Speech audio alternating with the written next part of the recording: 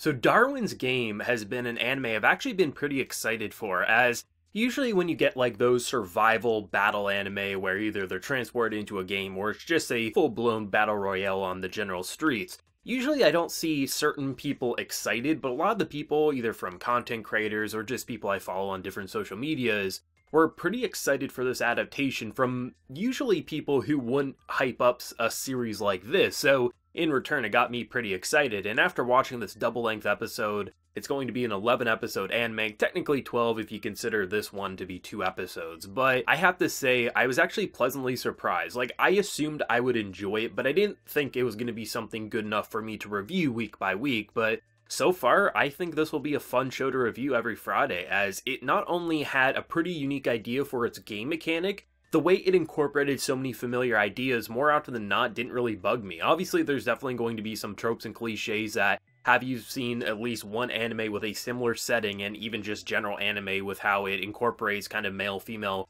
leads and how they kind of get that romantic tension, and sometimes they wake up and there may be a naked female on their bed. You're definitely going to notice a lot of familiarity, but based on what this first episode delivered, I found myself focusing on the new ideas or how it was incorporating its almost like thriller cat and mouse chase far more than I was saying, oh yeah, I recognize this from this other anime. So right now, this show's on a really good track. The two things that really caught my eye the most would definitely be how they incorporated the main character, Kaname, who is pretty much, you know, he joins this game not knowing what it is, and how he was pretty much oblivious and very ignorant to what was going on for a good 10 minutes of this episode, and then as he started recognizing that he was actually going to get killed should he not survive, I thought the way they delivered his character arc of being like naive to then actually terrified to feel very believable, as if anyone who just randomly opened up a game app and had this happen to them, it feels quite believable, and they didn't just turn him into a badass and be like, yep, I'm the badass, I'm going to be amazing right away, like I typically see with many anime with a similar setting. And the second thing that actually really caught my eye,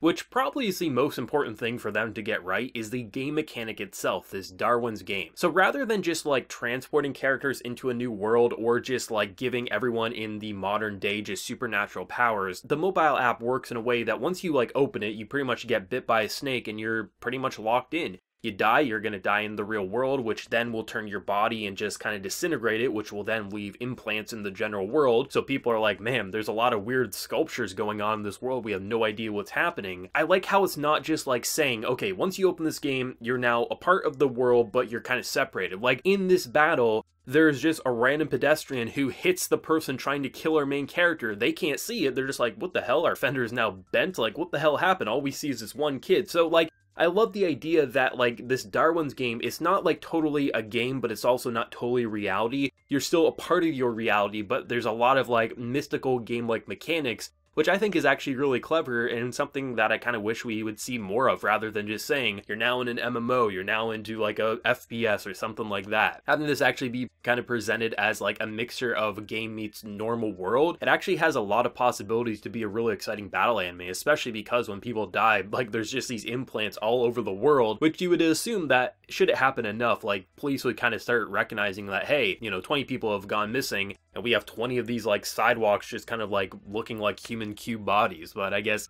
that's something that might happen over time. But still, like, I'm liking this show, I have to say. The character, especially the main character, I thought would be pretty, like, whatever or would piss me off. I'm more positive with him than anything. Like, I definitely understand with his type of personality of, like, not wanting to kill. There's a couple of ways that they could take him. Either he's going to become more of a hardened badass and just kill people, or he's going to try to, like, find a way to end this game without killing. But still, like, the way his character operated in this first episode, I liked him more often than not. Like, really, the only times that I kind of eye-rolled at him was when he was, like, saying, like, you know, I'm gonna do things my way, I'm not gonna kill. It's like, man, you're in Darwin's Game now. You're gonna have to do something different than your noble ways. But then again, I mean, this is his first day on the job. Second day, I guess, technically. So you can't expect him to immediately change overnight. That would actually be pretty poor writing, unless he was, like, a serial killer in his normal life. He shouldn't naturally transition into such a psychological and sociopath way of life. But still, this was really fun for the sole reason that they didn't just rely on being like, look at all the blood, look at all the gore, we're gonna keep killing characters. Like a lot of anime with a setting like this, that's their hook. Or they just say, you know, we're gonna make it very cliche, and then every so often we'll give you a like, holy shit, they're actually in danger. What I liked with this is there's definitely a lot of blood, there is a lot of gore, and you know, there's even moments where they have black bars because heads will come off and they don't want to show all of that because of TV broadcasts and things like that. Yet even with like some of the censorship it has, and when you do get a lot of blood spraying in characters' faces, I never found it to be too much, as if like it was going so far into what it was trying to deliver that it became edgy and, you know, you're rolling your eyes.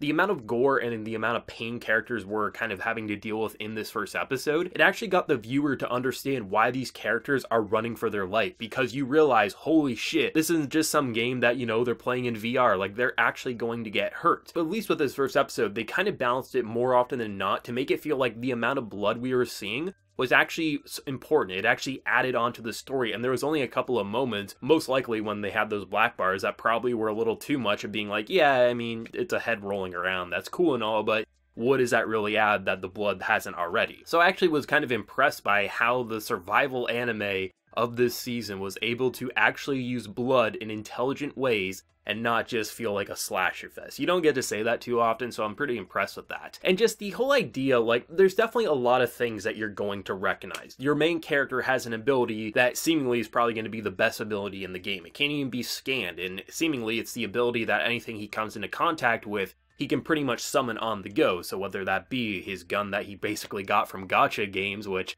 I love how there's literally loot boxes in this game. Like, it's hilarious. I love how it's a free-to-play game with loot boxes. Like, that is incredible. So, like, there's definitely a lot of things like you expect. The female companion who pretty much loses and then kind of binds herself to him after she loses, and now she wants to make a family with him. You know, the best friend who kind of gets killed trying to save you. Like, there's a lot of things you're going to recognize, a lot of notes that this first episode hits that pretty much if you've seen at least one anime with a similar setting to this, you're going to recognize right off the bat.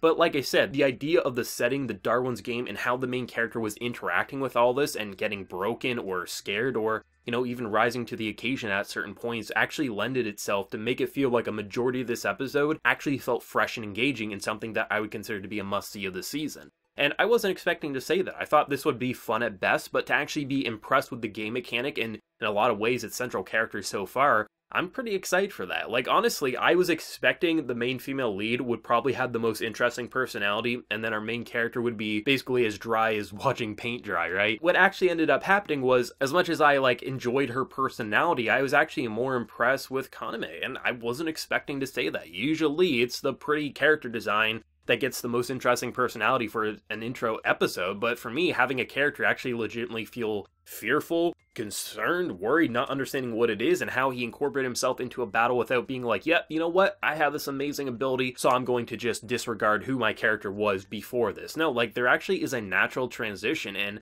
the fact that they're going the route of not having him just kill everyone, like have this like partner dynamic as he kills everyone, and you know, depending on where the story eventually leads, like once they reach the final two people, should it be these two characters, like I'm assuming one has to die. Just the whole idea that pretty much people go about their day-to-day life and then randomly they can have these battles enable, which then puts them in the Darwin game. They're still part of their normal world, but it's just incredible, I have to say. I love how it's not just like, you know, characters go into a coma, now they're in a game, or they just, you know, jump into a game and then, you know, a year later they jump out of it. Like, the idea that they can incorporate their normal life into this survival anime, and how just you could walk down the street and some dude could, like, look at you with dagger eyes, open up his app, like, it's kind of incredible, I have to say. It just feels kind of good, you know, to start off 2020 and be excited for a battle survival anime. Like, I don't watch too many of them. A majority of the survival anime that I have seen, I have enjoyed in some way, but I only watch them every couple of years at best, honestly. And it's been a hot minute since I've watched an anime like this, and to walk in and out of this first episode, which was double length, and feel more positivity